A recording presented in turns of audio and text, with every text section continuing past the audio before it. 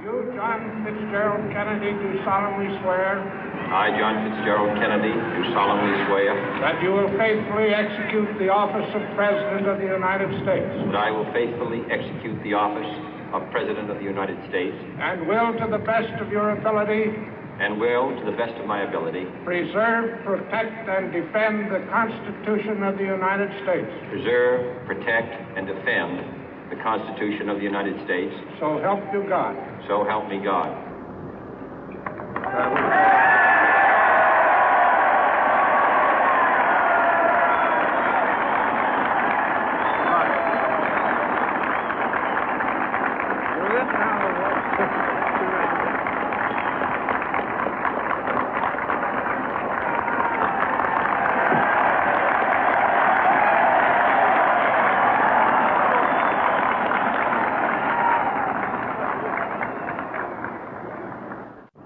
Vice President Johnson, Mr. Speaker, Mr. Chief Justice, President Eisenhower, Vice President Nixon, President Truman, Reverend clergy, fellow citizens.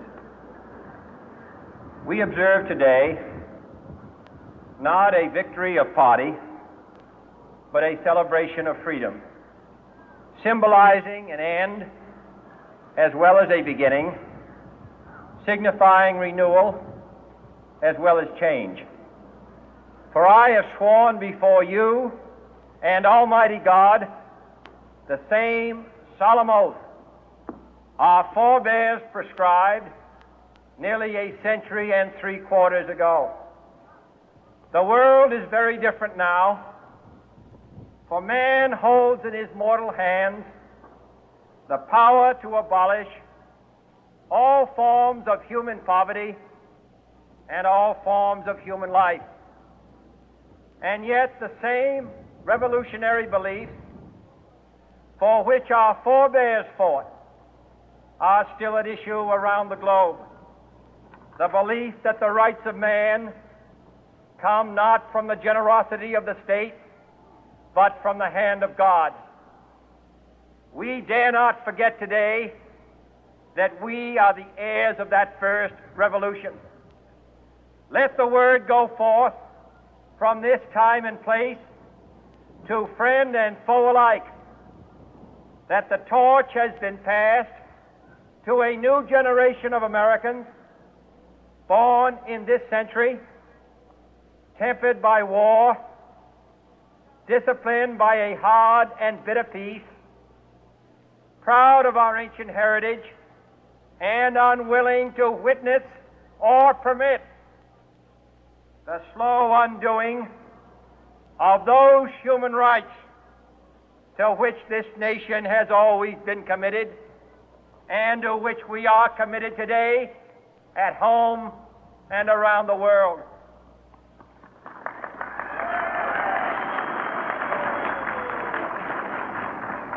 Let every nation know, whether it wishes us well or ill, that we shall pay any price, bear any burden, meet any hardship, support any friend, oppose any foe to assure the survival and the success of liberty.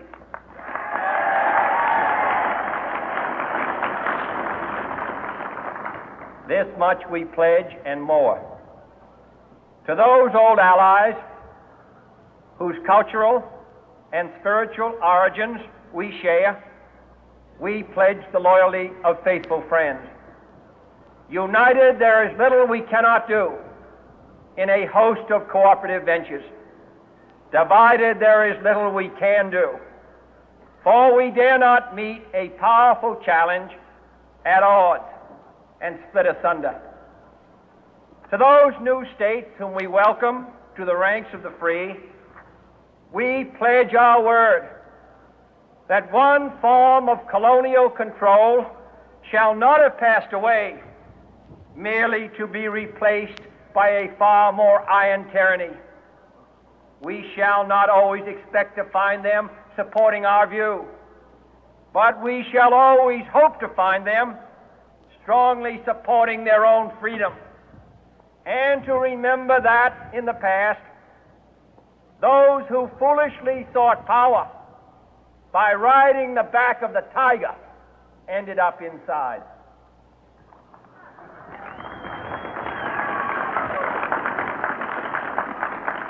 To those people in the huts and villages of half the globe struggling to break the bonds of mass misery, we pledge our best efforts to help them help themselves for whatever period is required, not because the communists may be doing it, not because we seek their votes, but because it is right. If a free society cannot help the many who are poor, it cannot save the few who are rich.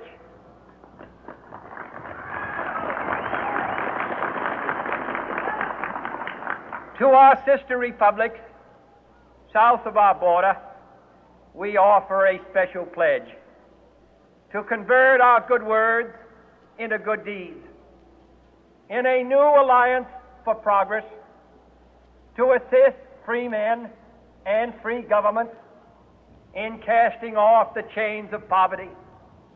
But this peaceful revolution of hope cannot become the prey of hostile powers. Let all our neighbors know that we shall join with them to oppose aggression or subversion anywhere in the Americas. And let every other power know that this hemisphere intends to remain the master of its own house.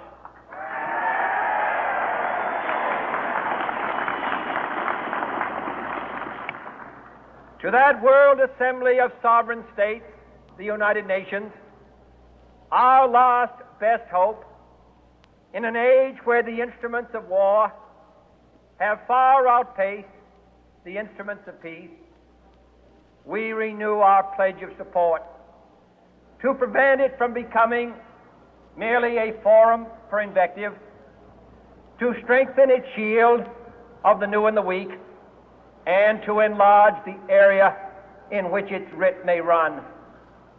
Finally, to those nations who would make themselves our adversary, we offer not a pledge, but a request that both sides begin anew the quest for peace. Before the dark powers of destruction, unleashed by science, engulf all humanity in planned or accidental self-destruction, we dare not tempt them with weakness, for only when our arms are sufficient beyond doubt can we be certain beyond doubt that they will never be employed.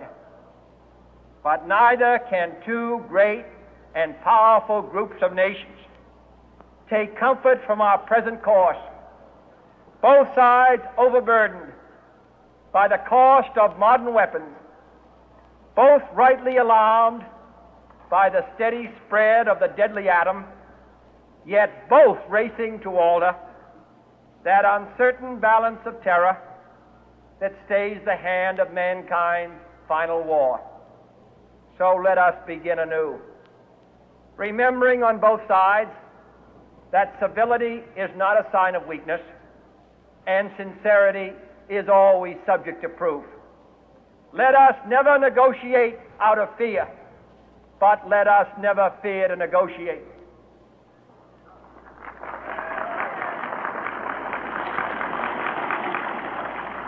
Let both sides explore what problems unite us, instead of belaboring those problems which divide us. Let both sides, for the first time, formulate serious and precise proposals for the inspection and control of arms, and bring the absolute power to destroy other nations under the absolute control of all nations.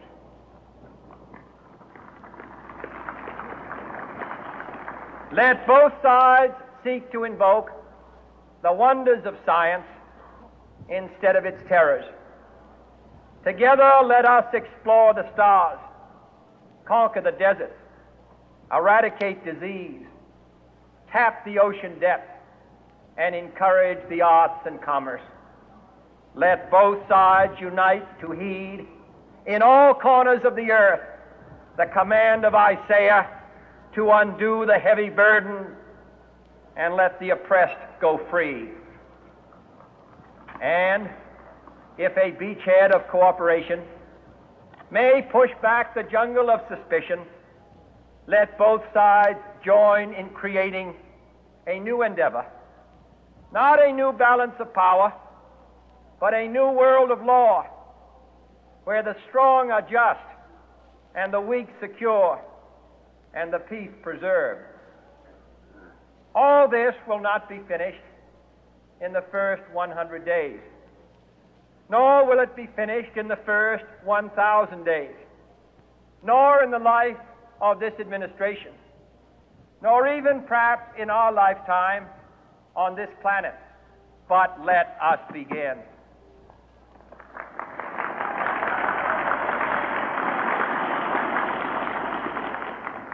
In your hands, my fellow citizens, more than mine, will rest the final success or failure of our course. Since this country was founded, each generation of Americans has been summoned to give testimony to its national loyalty. The graves of young Americans who answered the call to service surround the globe. Now the trumpet summons us again, not as a call to bear arms, though arms we need, not as a call to battle, though in battle we are, but a call to bear the burden of a long twilight struggle, year in and year out, rejoicing in hope, patient in tribulation, a struggle against the common enemies of man, tyranny, poverty, disease, and war itself. Can we forge against these enemies a grand and global alliance, north and south, east and west, that can assure a more fruitful life for all mankind? Will you join in that historic effort?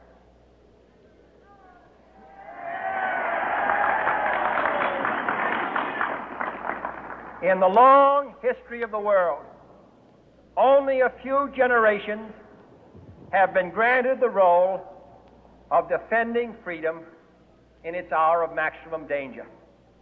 I do not shrink from this responsibility. I welcome it.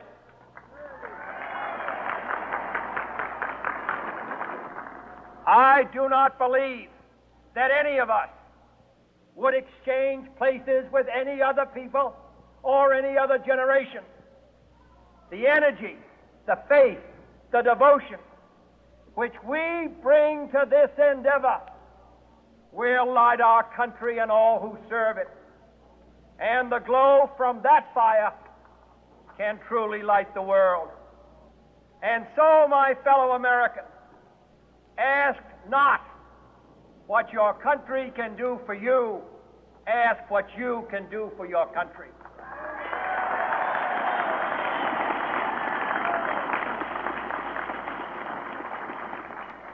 My fellow citizens of the world, ask not what America will do for you, but what together we can do for the freedom of man.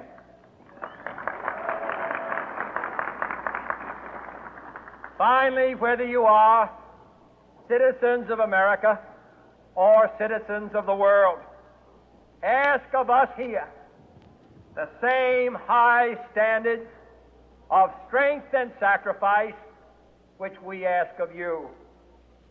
With a good conscience, our only sure reward, with history the final judge of our deeds, let us go forth to lead the land we love, asking His blessing and His help, but knowing that here on earth God's work must truly be our own.